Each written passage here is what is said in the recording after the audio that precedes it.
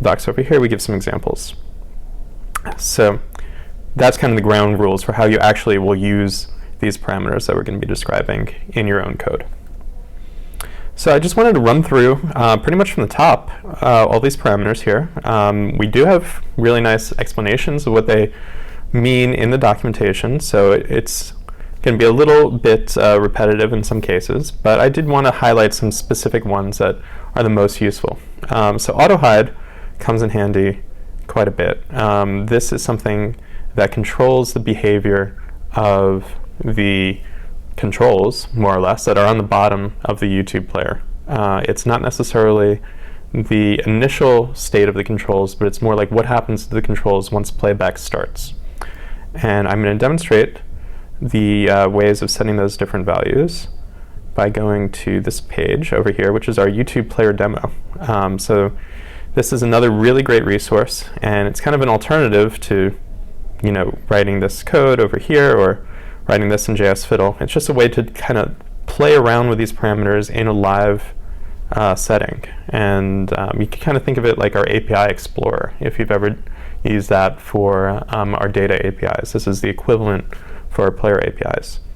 So what it lets you do is go over here on the right and start choosing different values for the parameters. And I mean, I'm not going to do this for every single parameter that we're going to talk about, but just to show you how you could experiment in real time without having to write any code.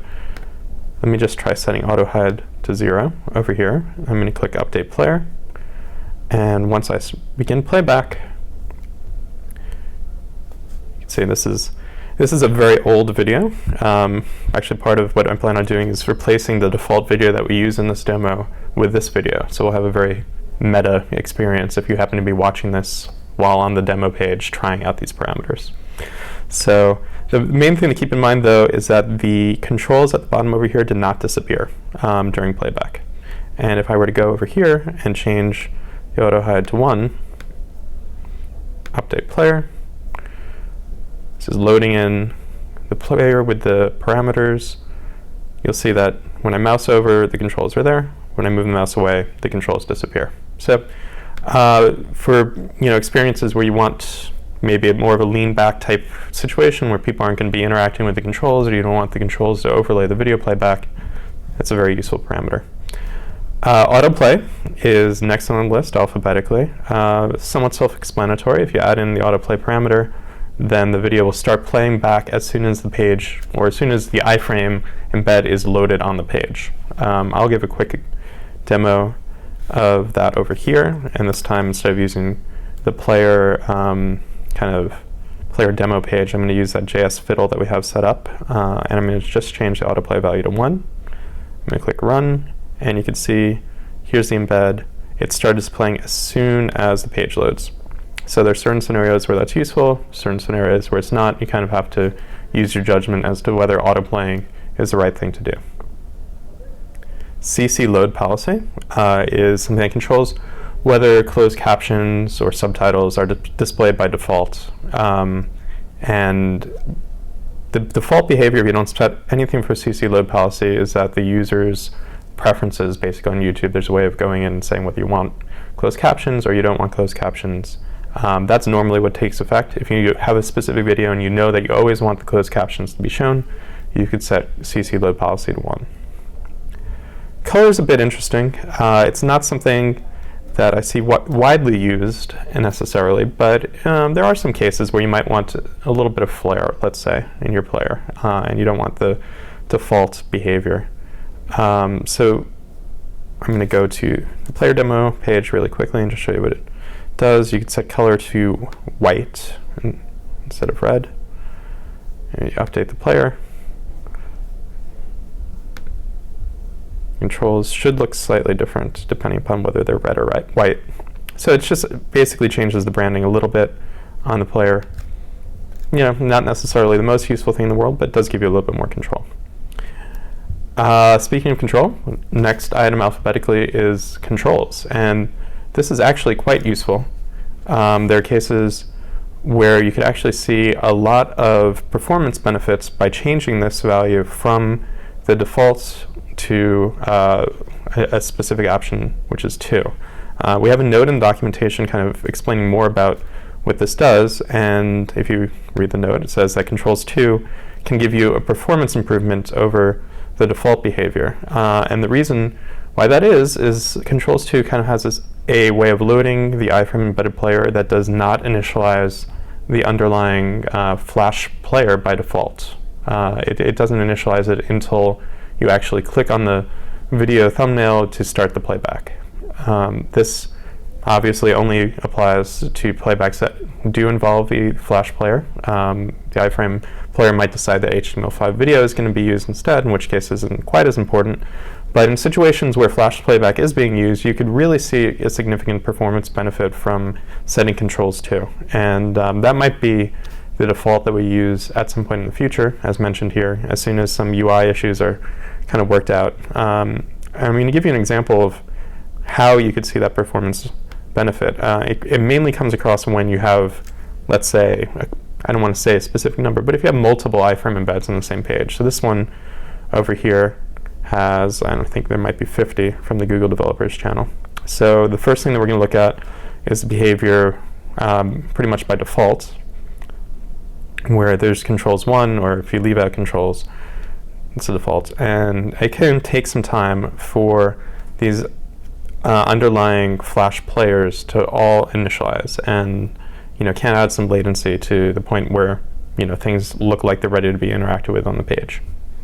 So not necessarily the best user experience. If you take the same thing and you change it to controls equals 2 explicitly, then you should see a much better performance. It's quite remarkable, actually.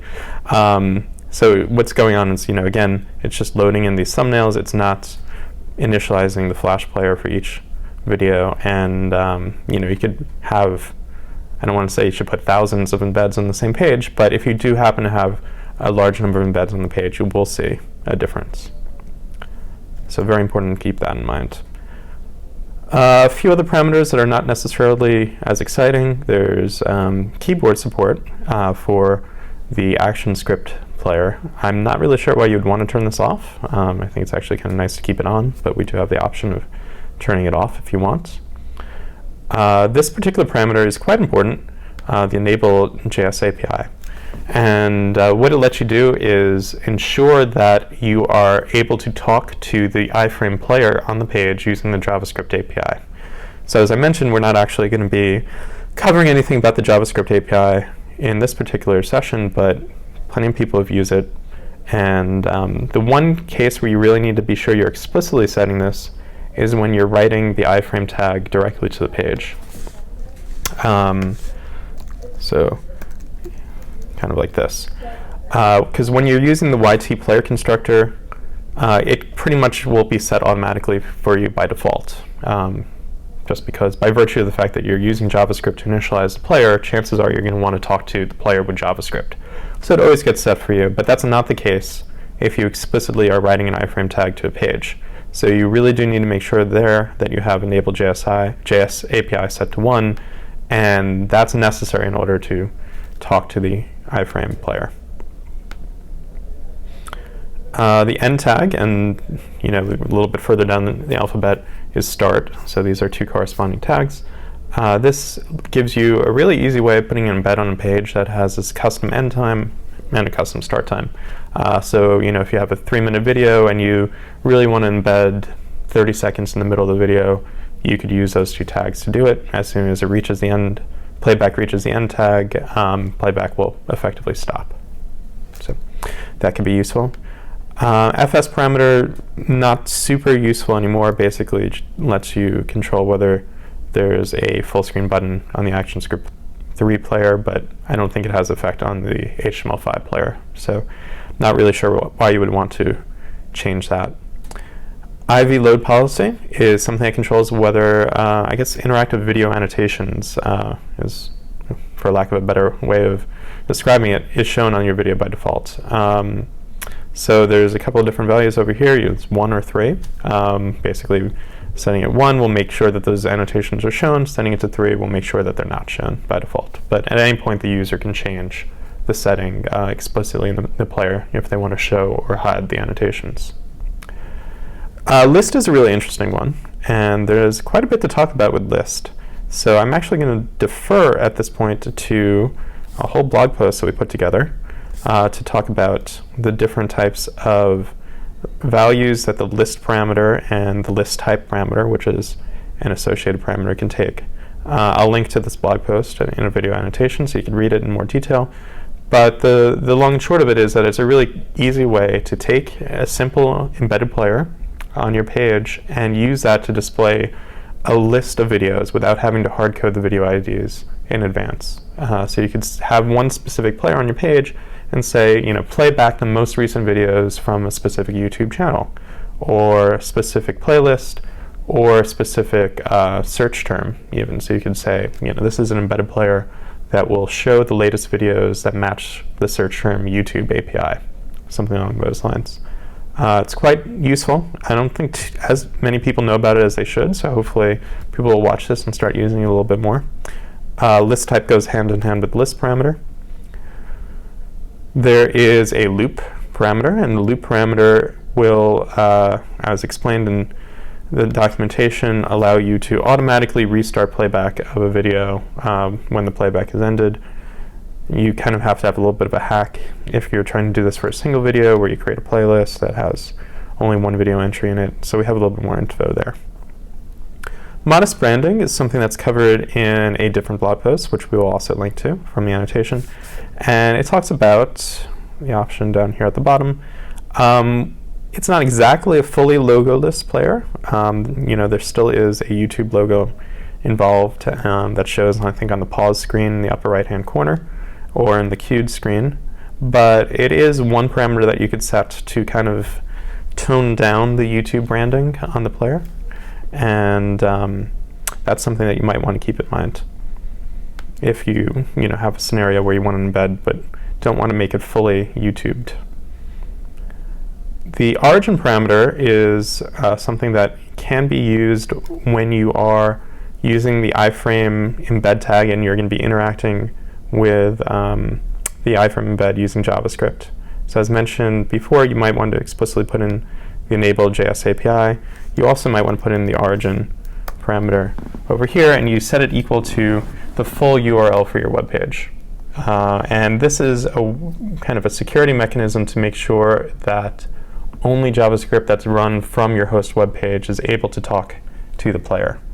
And if you're using the YT player constructor, it gets set automatically for you. So this is another instance where you really only have to worry about this when you're explicitly writing out an iframe tag.